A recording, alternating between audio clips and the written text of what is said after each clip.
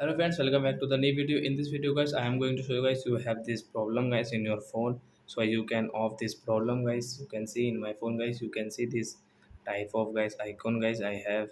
So as you want to off guys this icon, so guys you can off. And guys now let's see how to off, and guys you can see guys how to solve this problem in your Vivo phone guys.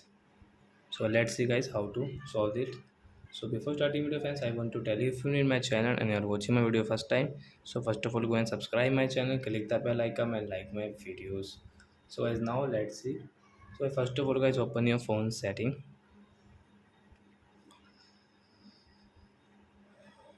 Guys click on shortcut and accessibility.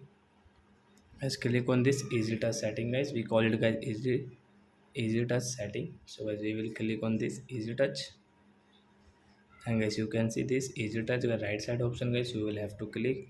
So as you can see this setting is will not work, and guys we have off this icon setting. So I hope friends you have understood how to easy touch, and guys you can say guys how to solve easy touch problem in your Vivo phone. So that's it guys, thanks for watching my video guys. Now we will meet on next video with new topic. Before going, please go and like my video, subscribe my channel. Bye bye friends.